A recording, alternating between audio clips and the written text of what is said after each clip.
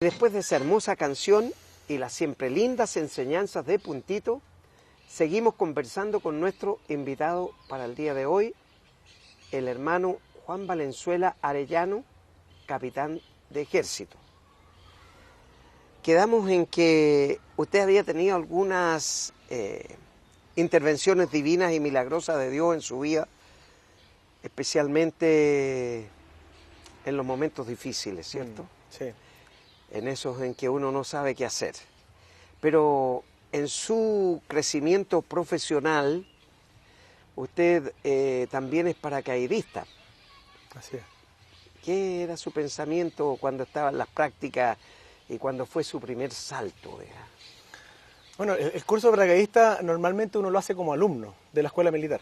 Y en la escuela militar yo tuve un tropiezo ahí con un ramo y no lo pude hacer. Entonces después, como oficial, tuve que postular con toda la fuerza terrestre, que es en el fondo todos los que somos de planta del ejército, para poder obtener un cupo. Y al tener un buen estado físico, pude obtener ese cupo y hacer el curso, que es lo que más anhelaba. Muchas veces pedía, no, quiero hacerlo ahora, pero al final había que priorizar otras cosas en la unidad. El trabajo con los soldados, como por ejemplo mencionaba.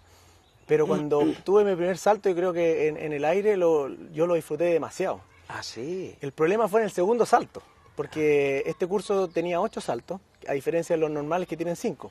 Ah, sí. Y este terminaba con un salto al mar, que al final no se ejecutó y salimos con 7 saltos. Pero el segundo salto, yo como el primero no había tenido ningún problema, el segundo salto me relajé y no hice todo el procedimiento que tenía que hacer de apretar los músculos y salté solamente con las piernas juntas y ahí sentí un clic y me esguincé grado 3 del tobillo. En ese momento yo sabía que perdí el curso, porque como tenía muchos saltos el curso, tenía que volver a saltar el mismo día. Sé que esta experiencia no es nada en comparación a todas las que yo sé que lo tienen los paracaidistas, pero en mi caso, ahí supe que había perdido el curso. Y término corto, tuve que decirle al médico, yo firmo un papel, pero yo el curso lo saco igual, porque estuve todos estos años no siendo paracaidista, no siendo boina negra, que uno es lo que anhela. Pero eso es lo que anhela como alumno y después como más maduro es una meta, una espina clavada en el corazón o en la pierna que tiene que sacarse. Y me vendé el tobillo y continué y volví a saltar.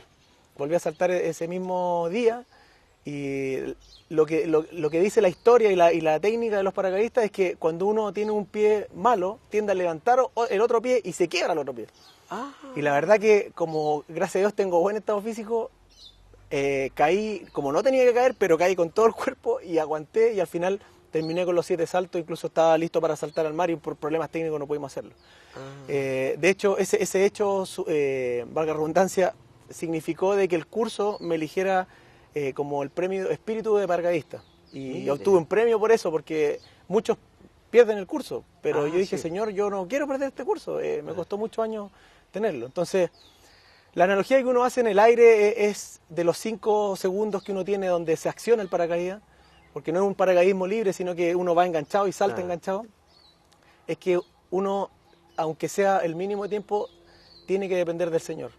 Y para mí esa dependencia, esa línea estática que va al fuselaje del avión y que va a una correa, un cable acerado, perdón. Pero al saltar del avión uno salta con la dependencia confiando de que su jefe de salto lo lanzó bien, de que el guía que está abajo está atento a la zona y me lanzó bien también, y que yo hice buen procedimiento. Pero independiente de eso, hay una dependencia donde yo salto y hay 5 segundos más o menos que uno cae en caída libre. Caída libre. Y esa dependencia es la que yo a la otra vez hablaba en la iglesia también, que uno tiene con el Señor. Hay muchas veces que hay decisiones que tenemos que tomar en caída libre. Claro. Y cuando vemos que el Señor tenía un paracaídas para nosotros y que nos tenía una zona segura, donde hicimos lo que el Señor nos ordenaba hacer, o sea, fuimos obedientes, ahí es donde uno tiene las grandes bendiciones que el Señor le tenía. Claro. Y muchas de esas estuvieron a la vuelta de la esquina y no me atreví a hacerlo. ¿No, Entonces, bueno, es una de las experiencias que he tenido, claro. Que sé que muchos paracaidistas tienen muchas más. Pero se siente la sensación de vacío. De vacío, sí, claro, sí. Porque algunos también pueden perder el conocimiento por esta sensación de no poder enfrentar el accionar y pueden quedar inmovilizados, ¿no? Ha- Con el ha solo sucedido. golpe del aire, ¿o Ha no? sucedido, ¿Ha sucedido? quedan inmovilizados, pero eso es lo bueno que tiene la enseñanza, en este caso de la escuela paracaidista, que le enseñan a uno de manera tan mecanizada todos los procedimientos que uno ni siquiera se da cuenta que está enfrentando el miedo y hace todo mecanizado. Y después uno se da cuenta cuando ya está en tierra y dice, hice todo esto y no me di cuenta. ¿Por qué? Porque el miedo obviamente produce la adrenalina y uno hace todo mecanizado. Claro. Entonces, bueno, son pequeñas experiencias, la verdad. Yo no soy un paracaidista avesado, pero sí es una de las experiencias que tuve. Hermano Juan, hace algún tiempo atrás tuve aquí, sentado en esa misma silla, al pastor Juan Vallejos de Argentina, con Así es. una piernecita menos, ex combatiente de las Malvinas, Las Malvinas. y le pregunté lo que le voy a preguntar a usted ahora. ¿Cómo es posible que un cristiano pueda estar metido en una institución o trabajar en una institución donde se prepara para la guerra, para la muerte? Así es. O él o yo, pero en la guerra uno de los dos tiene que irse. Una de las cosas que uno no marca como militar y también paralelamente a eso como cristiano es que uno jura ante Dios y la bandera rendir la vida si fuese necesario. En el fondo le promete a Dios de que yo estoy dispuesto a dar mi vida por la patria. Y en la palabra del Señor dice que las autoridades son por Dios impuestas. Y en este momento yo también soy parte de esta pequeña autoridad que hay dentro del ejército. Sin duda. Por el mando que uno ejerce. Sin duda. Y no tengo ninguna duda de que es un llamado del Señor. Me encantan las historias de David. David era un general. Incluso sabemos los errores que cometió David. Entonces, el general Naamán también, que se convirtió al Señor, y grandes historias donde el Señor levantaba sus ejércitos. Cornelio, que era un centurión. Así es. Y lo que me gusta también, aquí me voy a poner el parche del ejército. Dice la Biblia Jehová de los ejércitos, no dice Jehová de la armada. Sí. A mí me molestan los hermanos de la armada, claro. Pero los amo mucho en el Señor.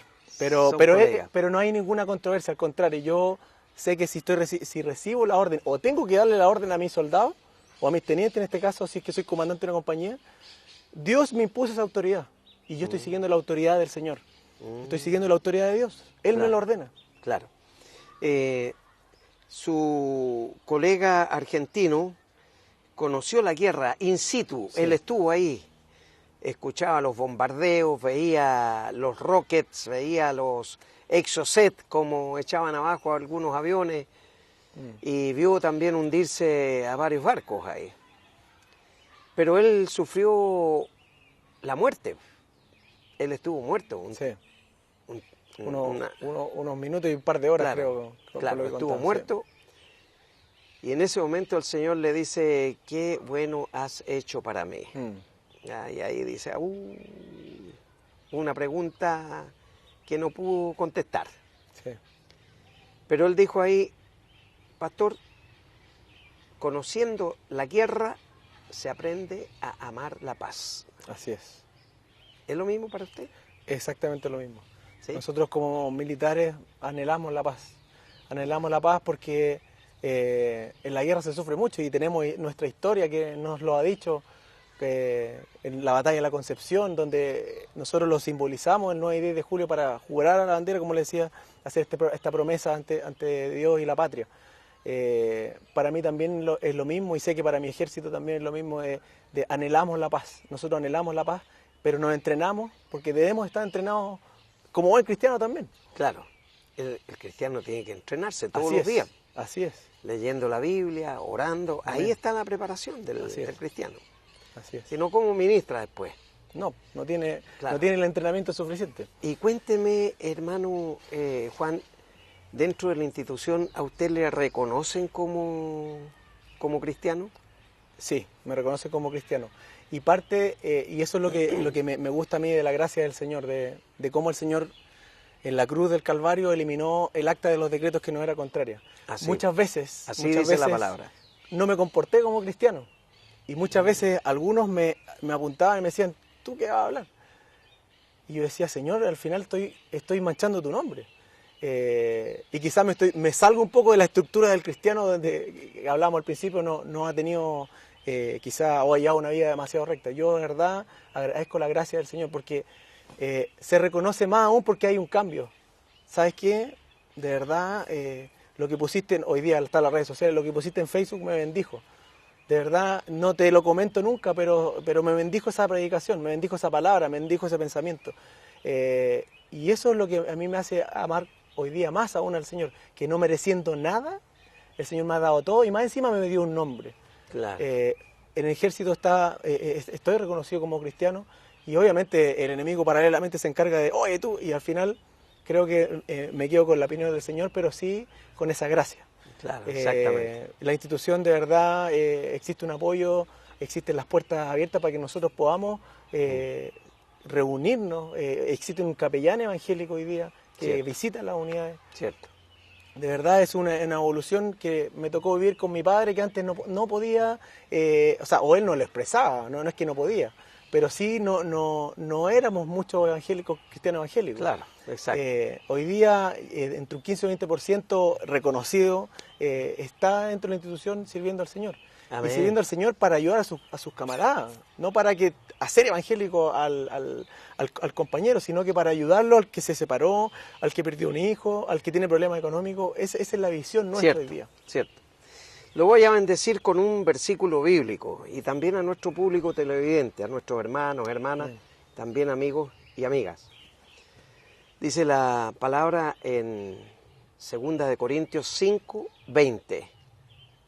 Mire la responsabilidad que el Señor nos entrega.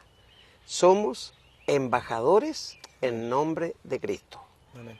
Embajadores en nombre de Cristo. Amén. Entonces, por lo tanto, si somos embajadores, tenemos que cuidarnos, exaltar y bendecir el nombre de Dios. Porque esa es la responsabilidad que nos entregó. En el lugar que estemos, somos llamados a ser embajadores de Cristo. Muchas gracias, mi hermano Juan, por haber estado con nosotros valientemente Gracias, como miembro de una institución armada, contando su testimonio para crecimiento y edificación de todo nuestro público televidente. Amén. Y Dios le bendiga en esa misión en Colombia. Amén. Amén. Gracias. Usted no se vaya, vamos a una canción y luego la reflexión de la palabra.